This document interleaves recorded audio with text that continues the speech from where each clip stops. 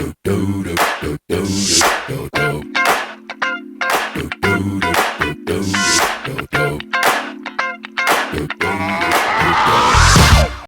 and welcome back to Tactical Shaminho.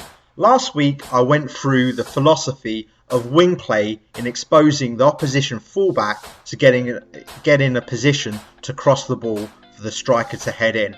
This week I am going to go through the finer details of crossing the ball. So first and foremost, before we even get started, is to go into the controller settings and change the crossing to semi-assisted.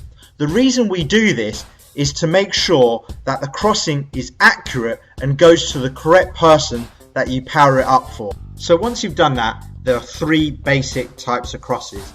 There's the swinging cross, there's the cutback cross, and then there's the early cross. And I'll start off firstly by the swinging cross. So when you're in a position to cross, it's important to get these two things perfect.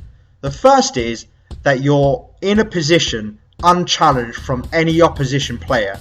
Having an opposition player that's on your shoulder or close to you will either get the cross blocked or the cross being inaccurate because you're off balance. The other thing is that your body shape. So your body shape should be facing towards goal.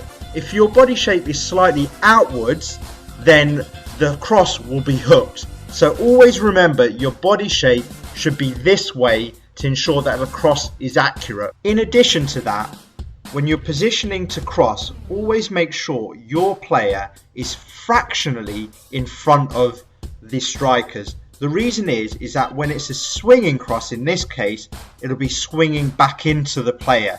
So always make sure you're slightly in front of the strikers when it's a swinging cross. And on top of that, make sure you look up and look at the right option, whether it's the front post or the back post, and power up accordingly. And in this case, it's a front post header. The next type of cross I want to talk about is the early cross. And you typically use this type of cross when the opposition is blocking the space behind their own fullback, not allowing you to be slightly in front of the striker to do a swinging cross. Or alternatively, you see an opportunity where your striker is in an extremely good position slightly in front of you, and therefore you want to cross it in early. And in this case, our winger here is crossing it early because they've seen our own striker being in a very good position to head in the ball on the front of the post. The third alternative is when the player cuts back and crosses it in. And you can see in this example, the players cut back and therefore naturally their body shape will be much more squarer towards goal. And they'll be crossing it in with their weaker foot. So it's important to make sure you look up and look for the right person. And typically when it's a cutback cross, they'll be closer to goal, and therefore when it is crossed in, it will go towards back of the post for the back post striker to head it in. Thank you so much for watching. Don't forget to follow me on Twitter and Facebook, and most importantly, don't forget to like my video and subscribe to my channel. See you next week.